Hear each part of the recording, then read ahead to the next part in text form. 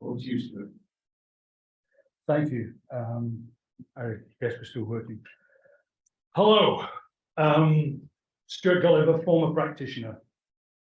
The theme of the conference we've had today has been delivery, the difficult business of actually getting stuff on the ground, and everybody's referred to degrees of difficulty that imposes. The conference has been posing basically the question that I would summarize as, how might we deliver the next generation of places in Scotland according to the challenging recipes identified in this new framework document? And if I was choosing a title for this summing up bit, and I will do that now because I've worked out what I'm going to say to you, it would be Lessons from the Two Revolutions in Place Delivery in Britain. That ought to be a good idea, at least in principle, I think. So the first revolution was in 1946 at the end of the Second World War, when as a result of the war, the big place problem was, not surprisingly, the massive bomb damage inflicted by the Luftwaffe in Britain's major cities, and London in particular.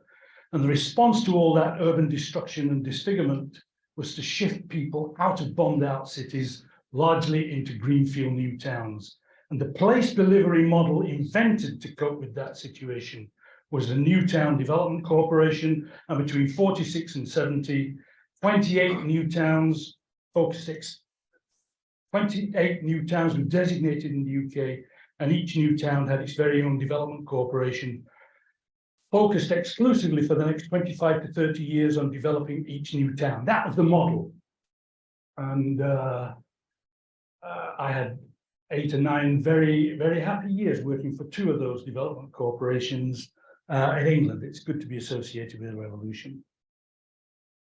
The second revolution occurred in the late 70s as Britain transitioned from a broadly social democratic consensus period after the war to what became to call neoliberalism and the Thatcherite era. This transition also marked a big shift in the place agenda, away from greenfield new towns towards deindustrializing cities that were being relentlessly hollowed out.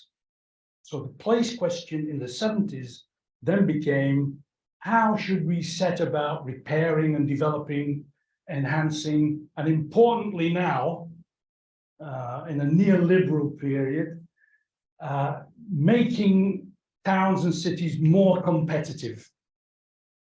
And the neoliberal answer to all that was by the public and private sectors working and investing together. And so the mistakenly named market-led regeneration was born. However, the fundamental problem 40 years ago, because it really was 40 years ago, was that absolutely nobody in the public sector knew anything at all about working together with private developers and builders.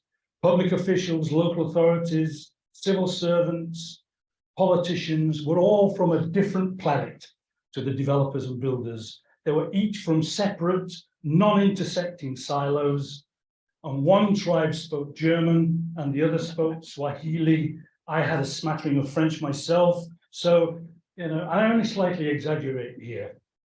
Remember, in this city in the 70s, officers had been directed by councillors to go out and buy out sites that had been of interest to private developers in order to stop them building private houses in this city. I don't mean every councillor was doing that, but enough for me to be told about it after the event. So the idea that there were culture wars anew is just not true. Well, about this time in the late 70s, a new institution was created in Scotland, a national development agency called the Scottish Development Agency. And the government tasked the Scottish Development Agency with taking the lead in working together with the private sector in order to help regenerate urban Scotland, to identify how that working together might actually operate on the ground, what kind of rules might, these were people that had no friends, joint friends, we didn't know each other. Anyway, how the hell do you start to work together? The whole cultural shift needed to be given some kind of map, some kind of route through. And so the place production delivery mechanism developed in the early 80s and throughout the 90s was essentially devised by the newly created SDA. And indeed, that was my job in the SDA in the 80s and in the 90s as chief executive of the Development Agency. I, like all the other public sector players at the time, was totally new to working together with private developers. And eventually we found, through much trial and error, we found acceptable ways to do it. And we did an enormous range of projects from mixed development, residential, industrial, commercial, the whole of the Merchant City redevelopment, the whole of Atlantic Quay, Pacific Quay, Science Building, Crown Street, and the regeneration of the Gorbals began in that period. And so there was a whole pile of mixed developments that happened. So we have then, so that's more or less, if you like, the kind of two revolutions that I've called. So here we are then in the 2020s at what feels a lot like a third inflection point. I don't know about you, but this really does feel like a 1945 moment. So business as usual won't cut it. We need structural and transformational change. The recent Audit Scotland report has already publicly complained that, quote, there is no clear plan of delivery. So then, what might we have learned from place delivery from two previous revolutions that I referred to? And I think there are three universal lessons that stand out. First, successful delivery must have an institutional focus. Somebody or some bodies have to actually be given the job of delivering net zero placemaking by 2045. This was as true of the 28 new town development corporations in the first revolution as it was true of the Scottish Development Agency in the second revolution. We will require something similar now, whether through a new or a repurposed institution. This is a big, big, big job, and it needs an institution addressed directly at it. Second, that institution must be given sufficient firepower to do the job successfully. As a minimum in terms of powers and money. We've heard other things as well here today, but in terms of powers and money, it needs the firepower in order to get the job done properly. Getting the right stuff on the ground, in the right place, on anything like the right terms, is not only the most difficult part of the whole place production process, but delivery is also a very messy business.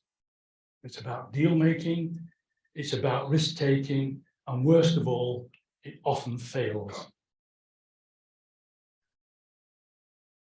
So the firepower is crucial. The delivery institution, therefore, must be given the power to acquire land at or very close to existing use value. Both the new towns and the SDA had compulsory purchase powers, CPO powers, although in practice the SDA never actually used them.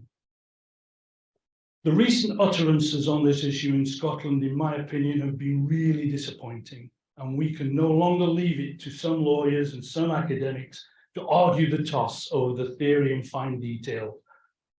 Politicians now need to listen to practitioners, surprise, show some genuine political leadership, and do what only they can do, and that's legislate. How else will we be able to afford the physical infrastructure and the social and the community infrastructure required by this framework document? In the real world, that is so obviously, overwhelmingly obvious that we need to get on with it. And I just wouldn't say CPOs, I would also include derelict land grants and so on, and urban development action funding as well. which I also had. These were other devices and instruments that I had, and otherwise the job would not have been possible.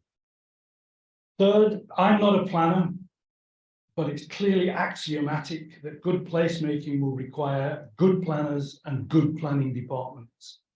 I get the impression that over the past decade or so, planning departments have been somewhat ground down, understatement. Staffing numbers substantially reduced, many good people have left and morale is low. It is unlikely that this planning framework document will ever get to first base without a properly funded planning system in place in Scotland. It has to happen. It must happen. This is not a view just from planners who still continue to speak to me, but it also is true of private developers. They speak to me as well and say, planning, we can't speak to people there. It's really difficult. And they're not necessarily blaming the planning department. They also want good planners, good planning departments that they can respond to. And absolutely finally, over the next 20 years, the public sector will need to be confident and purposeful in its leadership role.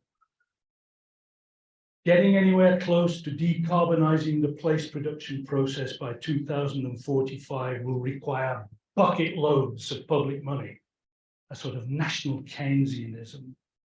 Places, after all, are public goods. They're not private goods. So the legitimacy of the public sector taking the lead is fundamental. In all this, the private sector will have a vital and crucial role to play, but it's not the leadership role. As the two previous revolutions have so clearly illustrated, now is the time for government and public sector to show up. It won't happen otherwise. Thank you.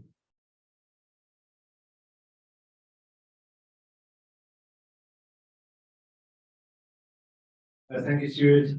Does anybody want to ask a question? You can't, you must, you've been told. You know what the solution is here at the end. Does anybody want to ask a query anything or say anything? Or have you had enough? If you've had enough, actually this symposium is not finished. Because the next, we're going to move rooms, I'm sorry. And we're going to some refreshments across at Thames Bar. Keep it nice and traditional. So everybody's welcome. In fact, I think I'm behind there. I think we've actually got a space. Have we not got a bit of a space? Yes, we do. Yes, we do. Not So to accommodate everyone. very much welcome. Being the Osman, I'm not paying, but you are definitely welcome to come along and carry on the conversation. Because there's some clear stuff here, and no better person than Stuart to give us that clarity to finish off. So thank you very much. I would just like to also say thank you to all the other speakers and panel members that came along, chairs of the sessions. And most of all, thank you to you as delegates.